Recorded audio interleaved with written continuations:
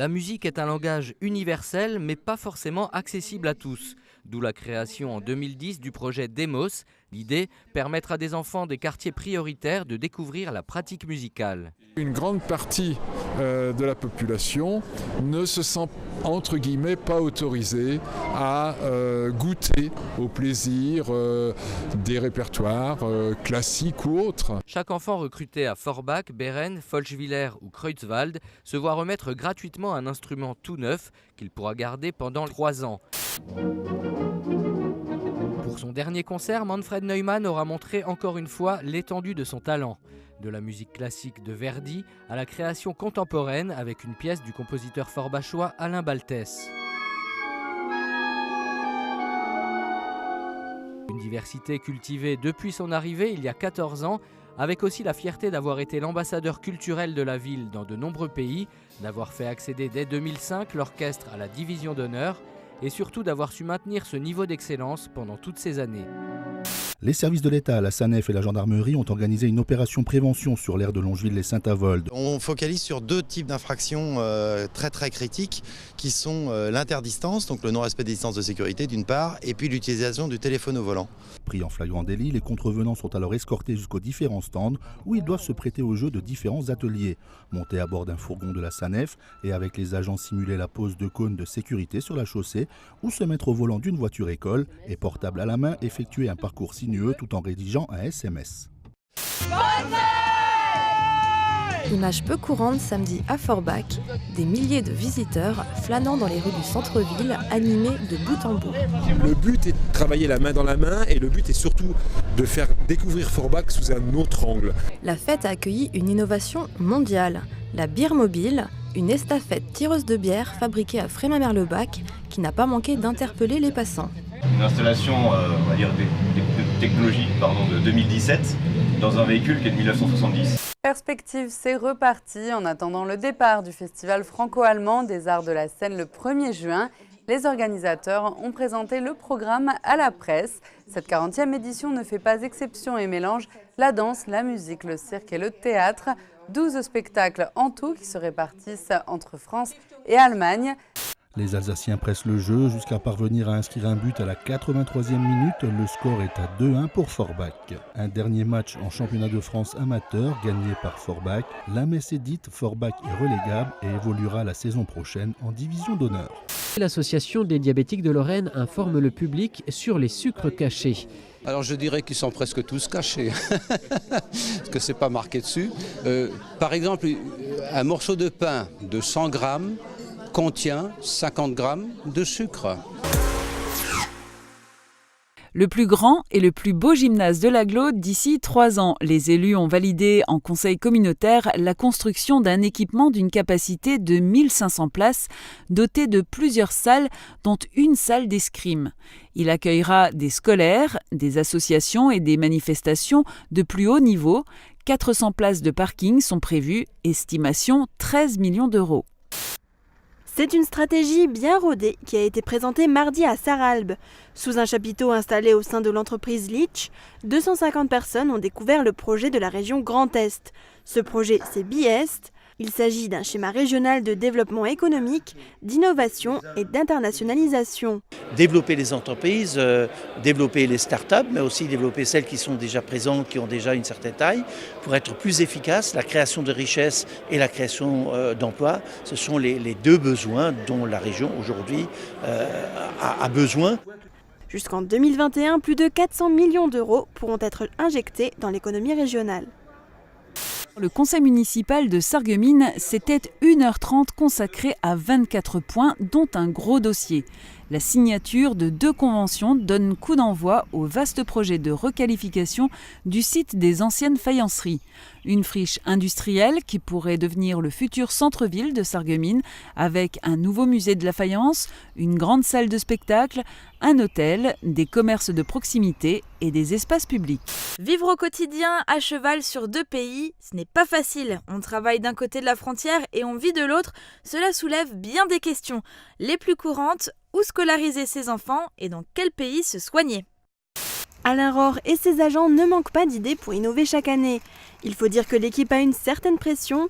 Sarreguemines détient la 4e fleur et la fleur d'or. L'an prochain, le jury fera son retour pour examiner le fleurissement de la ville et les différentes structures mises en place. Cette année est donc une année test pour le service. Il faut toujours qu'on se remette en question. On essaye de s'imprégner un peu par des visites dans d'autres pays européens ou dans d'autres villes françaises. Et puis on essaye d'innover d'année en année, d'apporter de nouvelles choses. À Kalausen, les habitants sont associés au fleurissement du village. Et chaque année, on déborde de créativité pour développer de nouveaux thèmes, que ce soit pour Noël, Pâques ou la saison estivale. Des efforts qui paient puisque la commune a obtenu l'an passé sa 2e fleur. Le port de plaisance de Sarreguemines à la Côte, le pavillon bleu a été attribué pour la 15e année consécutive à la cité faïencière, une récompense rare en Moselle. Seule la ville de Metz en bénéficie. Découvrir un territoire au fil de l'eau, c'est ce que propose le Rowing Kayak Club de Sarreguemines. Il propose de parcourir la Blise en canoë-kayak. Les départs ont lieu à Sarreguemines, à Blisbruck ou à Blischweijen. Une originalité qui plaît autant aux Français qu'aux Allemands. Les électrices et les électeurs ont clairement exprimé leur souhait d'une grande coalition sous la direction de la CDU. Lors des négociations, il s'agissait de mettre sur pied un programme d'action pour le Land à partir des propositions individuelles des partis. Ce n'était pas un travail facile, mais nous y sommes parvenus. Il faut faire des compromis, c'est vrai, mais ce ne sont pas des compromis boiteux. C'est plutôt une base de travail qui a du sens. Je trouve que nous l'avons bien démontré ces 5 dernières années autour d'un travail de coalition très constructif, même si très intense, et le résultat a été probant. Il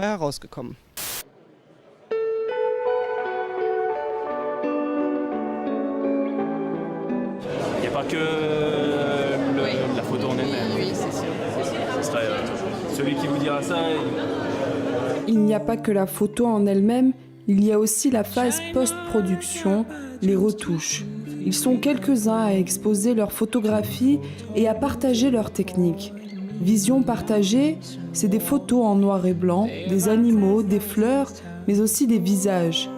Un sourire, un regard, une ride, des couleurs, une expression, un sentiment.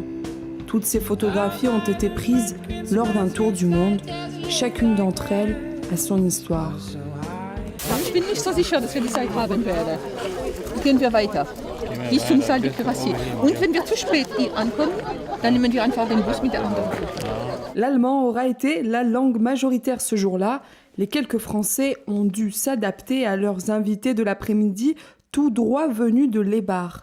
La ville jumelle de Bitsch n'est pas à sa première rencontre avec les Bitcherländer.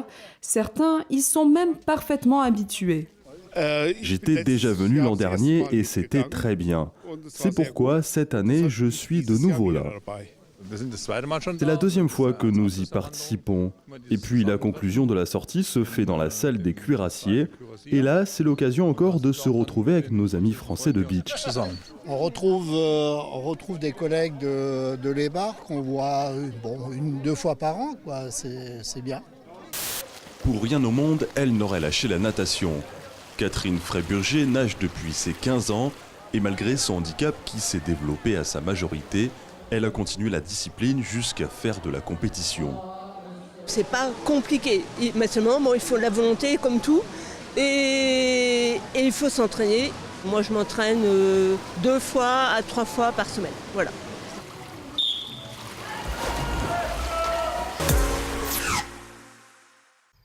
Le beau temps de ces derniers jours vous donne des envies de promenade et de découverte. Cela tombe bien, Zapmi vous propose de sortir des routes touristiques habituelles pour aller à la rencontre d'une Moselle-Est méconnue. Première étape, Forbach et le Schlossberg. J'entends déjà les remarques à venir. Comment ? Le Schlossberg, un lieu méconnu ?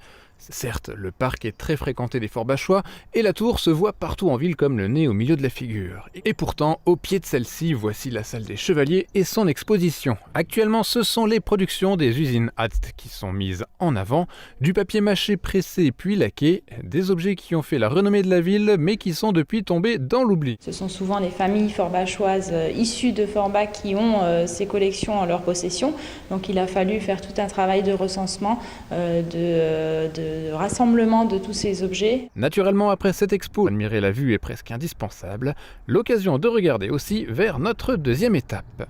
Et voici Roulin et sa maison des arts et traditions. C'est une maison lorraine typique avec les 3 travées, l'habitat, l'étable et la grange. Dans cette maison réhabilitée depuis 2002, on peut découvrir beaucoup d'objets et meubles racontant la vie de jadis. Dans la grange, on retrouve nombre d'outils des métiers d'antan. Enfin, les bénévoles de la maison se font à chaque fois un plaisir de raconter l'histoire de la famille qui a vécu autrefois dans ces murs.